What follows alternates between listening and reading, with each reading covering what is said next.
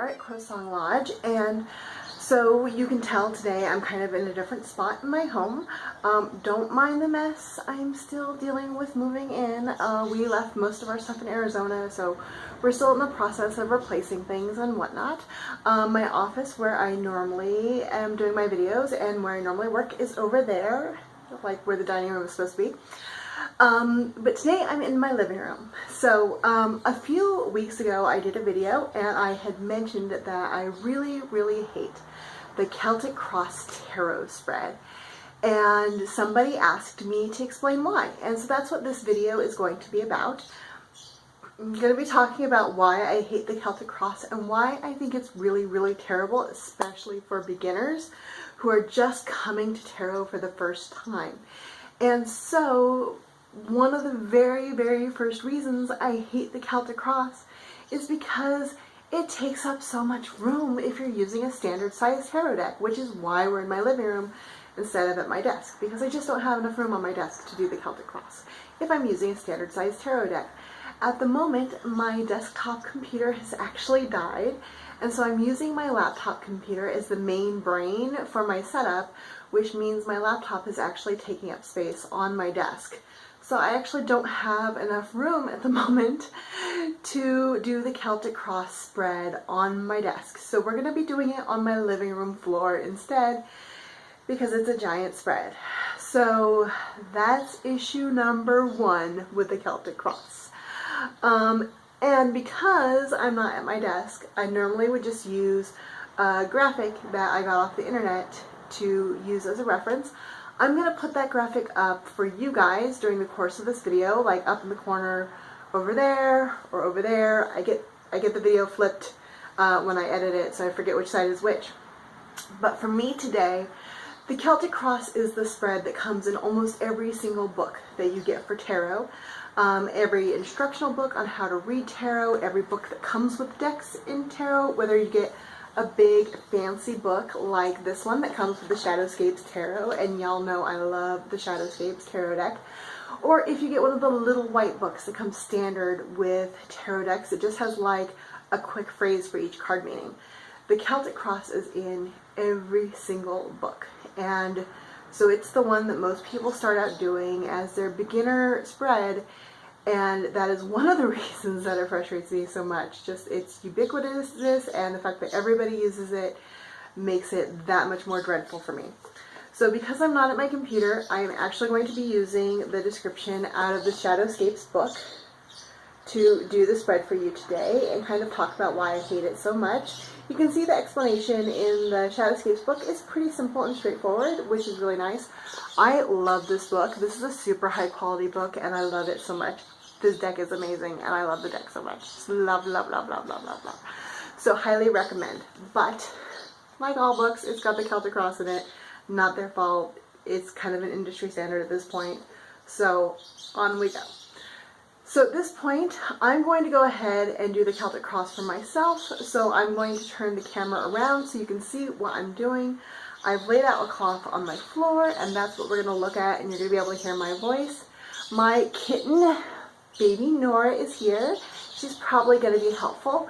And of course, by helpful, I mean she's probably going to get in the way, and we're just going to roll with it, okay? So on we go. Okay guys, so here we are. You can see what I'm doing with my hands here. And so I'm just shuffling up the deck. And all I'm doing while I'm shuffling is I'm thinking Celtic Cross, Celtic Cross, Celtic Cross. Now what Celtic Cross means is already in my brain. What each card position means and all that is information in my brain. I'm not consciously thinking about it. I'm just letting the fact that it's in there in the unconscious part of my brain do the work, and I'm just using Celtic Cross as a reference, like a shortcut code to access that information. So I'm just focusing on Celtic Cross as I'm shuffling. Celtic Cross, Celtic Cross, Celtic Cross. And I think one more is going to do it. Now, of course, you don't have to shuffle the way I do. I've been doing this for 30 years, so I'm pretty good at shuffling cards. That's baby Nora. I mentioned she would be helping us earlier. I have another video on shuffling, which I'll link it to in the description, so you can see other ways of shuffling if you're not comfortable with the riffle. So don't worry too much about that part.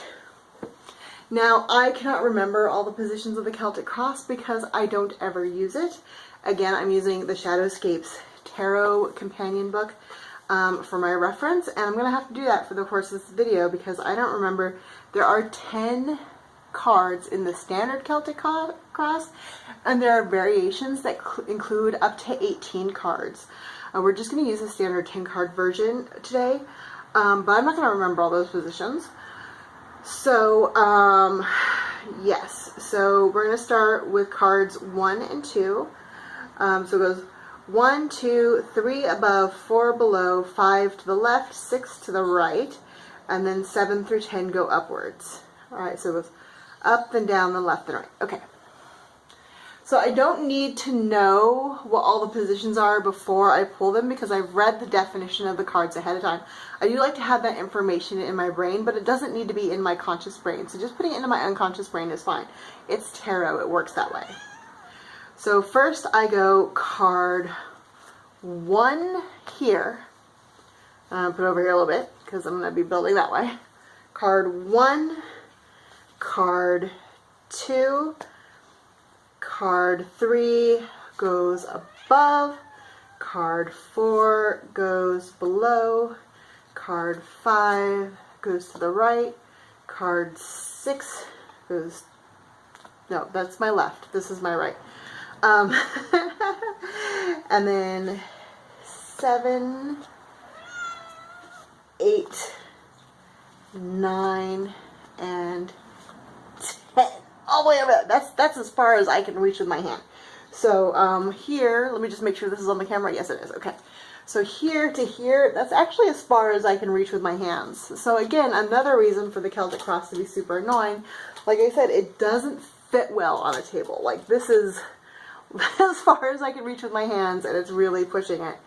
Don't mind Nora. There she goes again. Come on, baby. Move all the way across. Okay. So I've got all my cards laid out. As you can see, this takes up quite a bit of space. Again, I complained about that already. It's one of my big complaints. I hate spreads that take up this much room. So, the first card, let me open up my book again. The first card is going to represent me and where I am right now.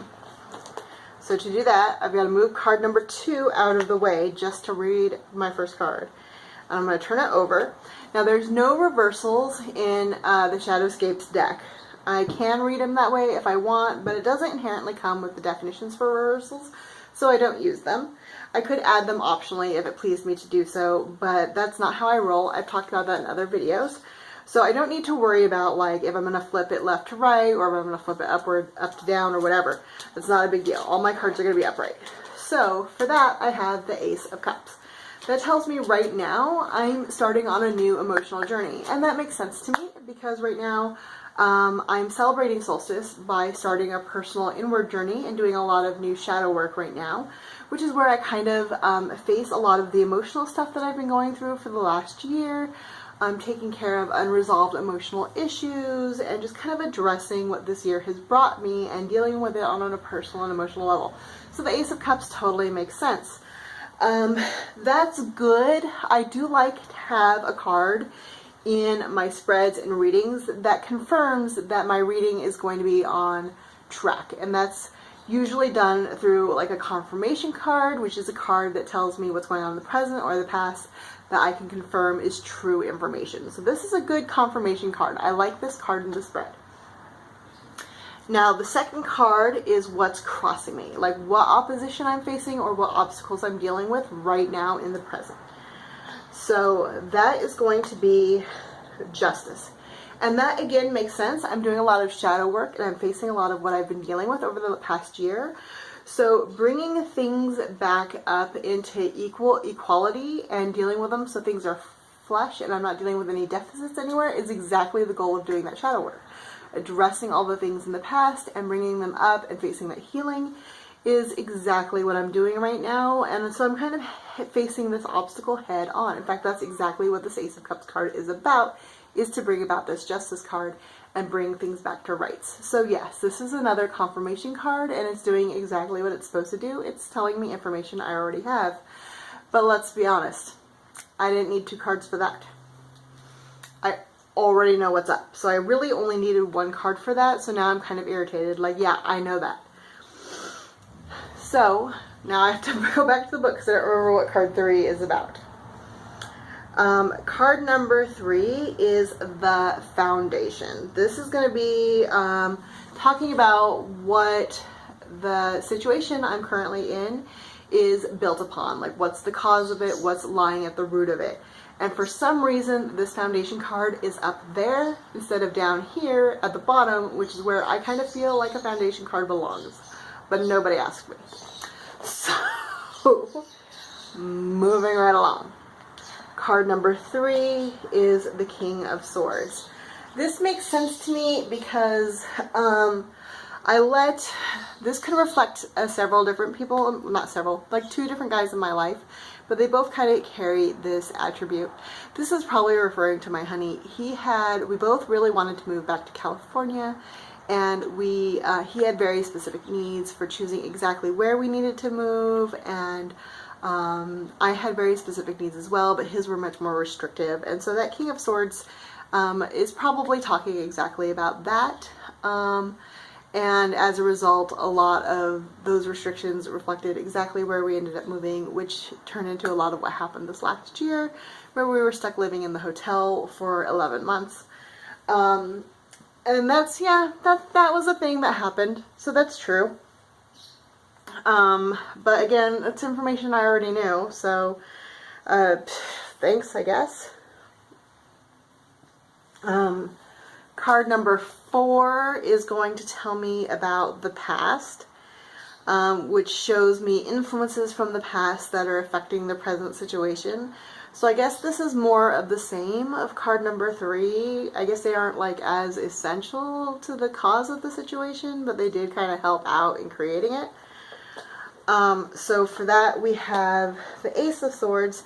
The Ace of Swords is taking movement, really rapid movement, without putting all the planning into it, without putting all the necessary like strategizing into it that you probably should have, and that's definitely true.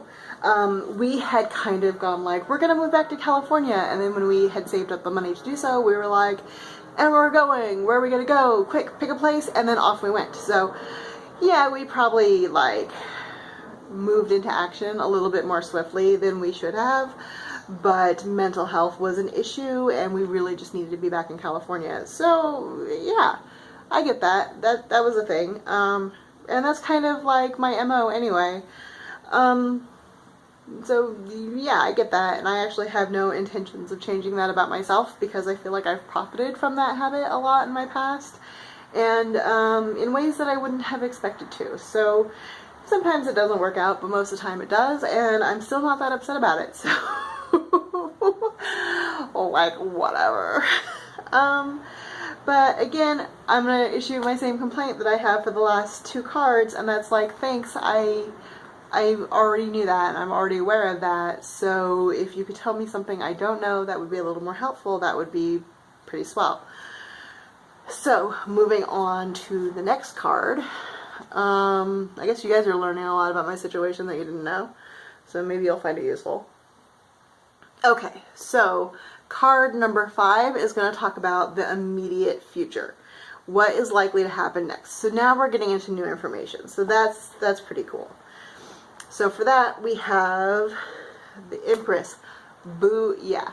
Okay, so the Empress is probably going to reflect either myself in a motherly position, in like a motherly role, or an actual mother figure to me. I don't have a mother figure right now in the present. My mother has passed and I don't have any replacement mother figures right now. So this is me. At least in my interpretation, this is going to be me. Which means I'm stepping up into my power and really taking on that nurturing role in my life and embracing that side of myself. And so that's really good. I like being able to stretch those energies and those abilities and really expressing that side of myself. I'm a very nurturing and caring person, and like my life goal is to be very nurturing. This is also where we find a lot of the more feminine style teachers in our lives, and that's literally what I'm doing by recording this video. So my big goal for next year is to really get these videos going and getting some courses launched. So the Empress is like, boo, yeah, that's good news. So this is a super helpful card, and I'm glad to see it. And I'm in position in the spread. So card number 6 is going to be the Crown.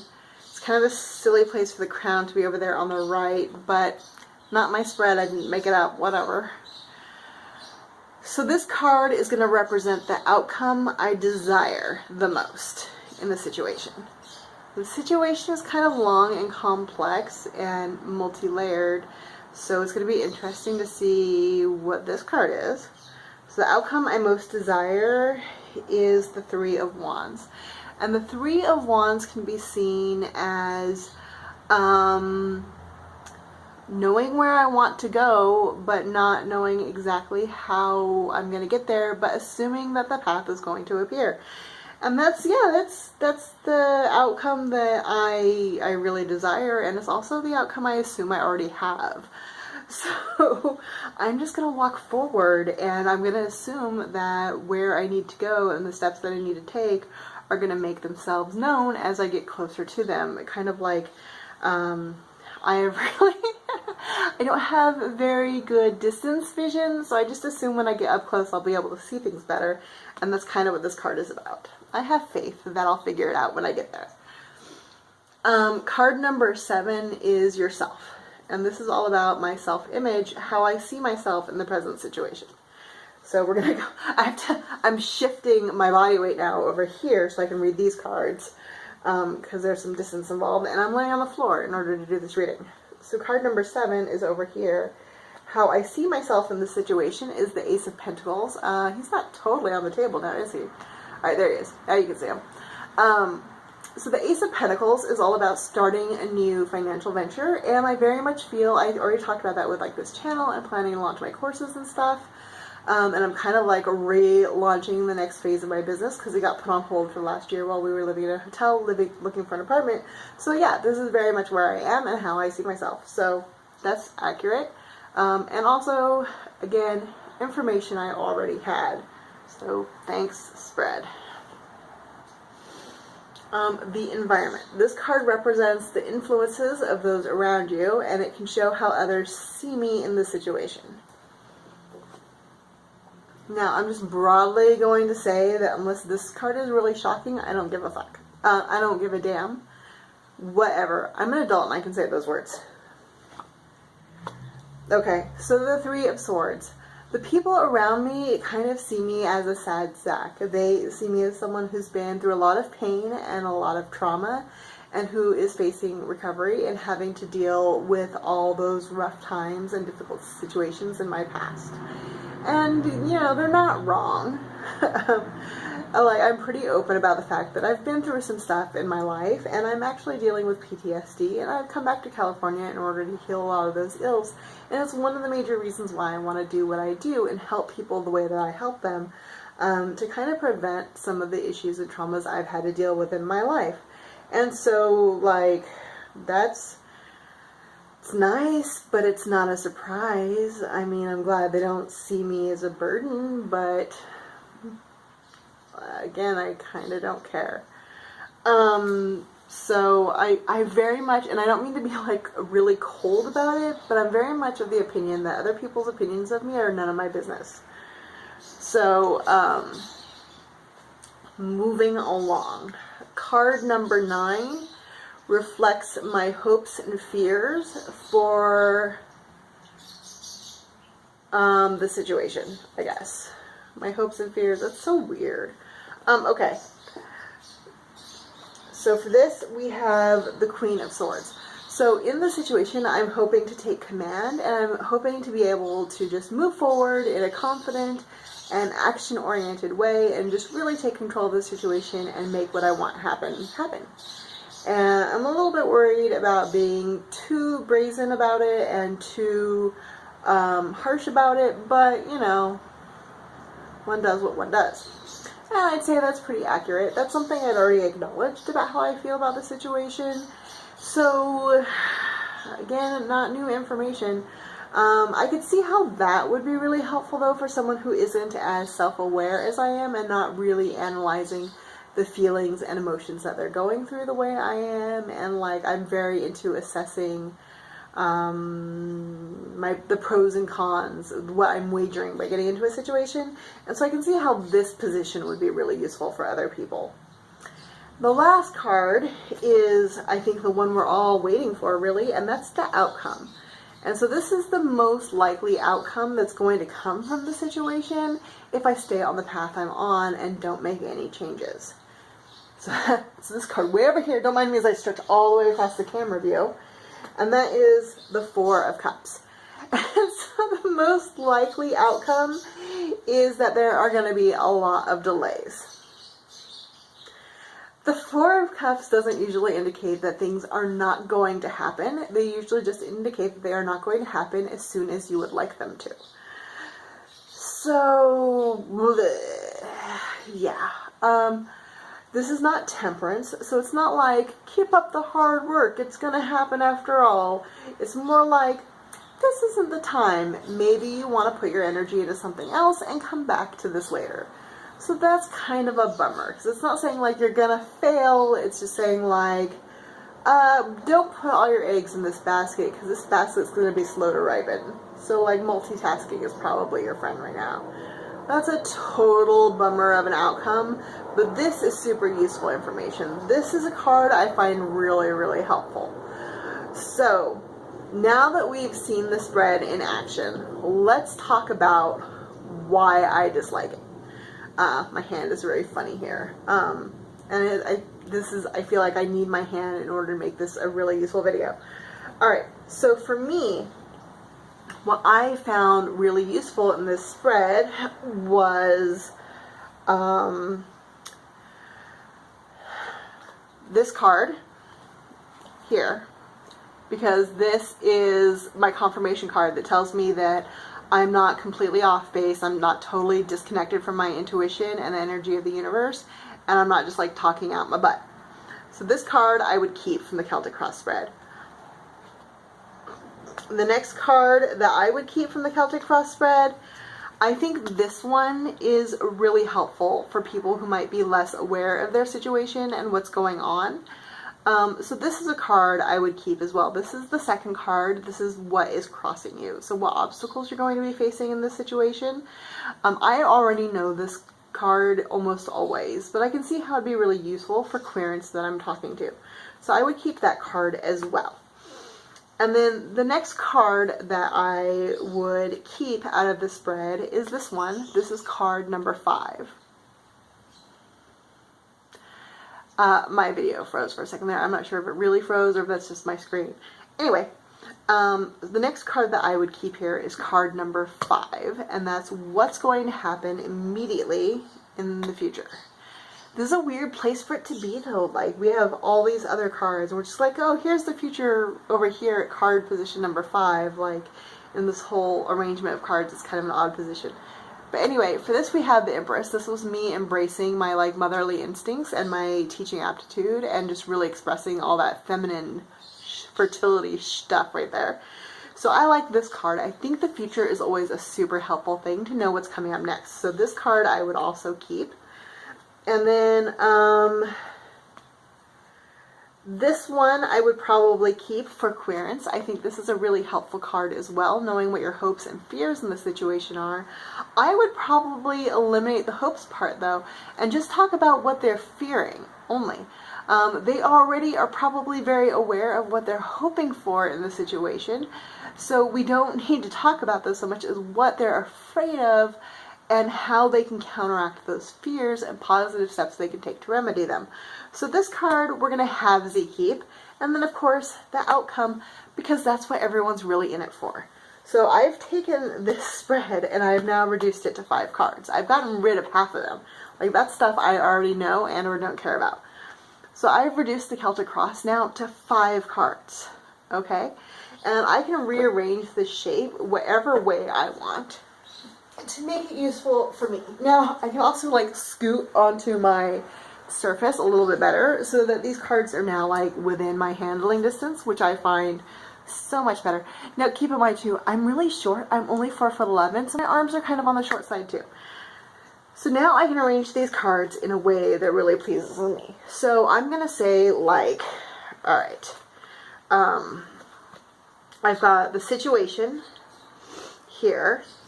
I would take what's crossing me, right? I don't like stacking cards on top of each other because they obscure cards that way. But the whole crossing you metaphor here is a nice one. But I would probably put it like here instead. So the base of the situation and what's crossing you here. The outcome at the top, well, the top is kind of annoying. So maybe we'll do it here. Like, this is where you are. What's crossing you, what's going to happen next, what you're afraid of, and then your outcome. I like a line. The lines are pleasing to me. You could probably also be like, what's happening next, what is dragging you down, and what your outcome is. Like, you can arrange this into whatever picture you find is pleasing. But 5 cards is so much easier to handle. And look, we just created a whole new spread, just like eliminating the cards we don't like from the Celtic Cross. And for a new reader, interpreting this 5-card story is going to be so much easier than interpreting 10 cards. And it's going to fit onto your reading surface so much better. And if I wanted to just simply arrange it like this, that would be super easy to do. It's going to be easy for when I'm doing a live reading in person. It's going to be super easy for that person to take a snapshot of this on their phone and take it home with them, and then they can take whatever notes is going to be super easy. If you've seen around communities, like the notes people take on the Celtic Cross, they're like 5 pages long. And for a new tarot reader, that's a lot to have to pour over and try to analyze and synthesize in their brains. And for someone who is a querent, it's pretty much meaningless, really. They're only going to be paying attention to this card. Like, this is all a querent is really going to care about, unless they're like a deep diver. And those deep divers are pretty rare. So when you're doing readings for other people, this is all they really care about. They want to make sure you're on the right page if they're worried that you might not be connected, but most people aren't even aware that's an issue. What they all really want is this one card. Card number 10, the card they have to go through the entire rest of the reading to get to. This is all any of us really, really cares about. So, 10 cards is a lot to wade through to get to that. So that's how I feel about the Celtic Cross. Now hang on, I'm going to turn this camera around again and we're going to talk a little bit more. So, I'm back up here where you can see my face. As you can see, I have strong opinions about the Celtic Cross Spread, and it might be because I have 4 planets in Virgo, but I'm very much about the efficiency and what information is useful to me. What can I use? What can I put into my life immediately? And that's partially because I'm very much of the mind that a tarot reading is supposed to be useful and informative. It's supposed to give me information I can do something about. Now, us tarot readers tend to approach things a little bit differently. We want to kind of do that deep dive, that searching for meaning, that exploring ourselves, that really working deeply. And that's fantastic. And 10-card spreads can really feel like they offer that information. But there are definitely better spreads out there for that. And you can get there with other really simple spreads that are only like 3 cards long. They'll give you much more information. And variations on those are like the Mind, Body, Spirit spread. So you can take a look at where you are. You can draw 3 cards. The first card represents how your body is in this situation or right now, how your spirit is in the situation right now, and how your mind is in the situation right now. You can do a 2-card spread. What am I doing right? What am I doing wrong? You can do another 2-card spread. What's working for me? What's working against me? You can do a gifts and challenges spread. There's a lot of things that you can do that are much simpler and will give you those deep dive questions. There's a lot of shadow work spreads out there. We'll talk about those some other time. But there's a lot more meaningful information you can get from other spreads. And the Celtic Cross just feels like a very flimsy attempt at being kind of a deep dive without ever actually really getting below the surface, and it just gives us a lot of extraneous information we don't really need and makes an overcomplicated spread that really only gives us something very, very simple in the end. So that's why it's not a favorite of mine, and especially for new readers, because it is included in every single book, in every single little white book out there. So all of our new readers out there are facing this huge intimidating spread. I feel that it's extraordinarily unfriendly, and I would love to see it replaced with some simpler and easier spreads that are maybe like 5 or 6 cards long at most, and not like a ginormous 10-card spread. So I hope that makes sense why I don't love the Celtic Cross Spread. And if you have any questions or comments, please leave them below. If you find my videos helpful and useful, share them with your friends, spread them around, hit like and subscribe, because that helps me get the word out on my YouTube. And as always, let me know what you want to see. Those likes really tell me what videos you're finding helpful, and I use those to decide what videos to make next, along with your comments. Like I said, this video is the product of a question that somebody asked me on another video, and I absolutely prioritize those questions above the other videos that I intend to make. So, this is Nathara at CrowSong Lodge once again, and I will see you later, probably back at my desk next time. Hope you guys are doing great. Bye!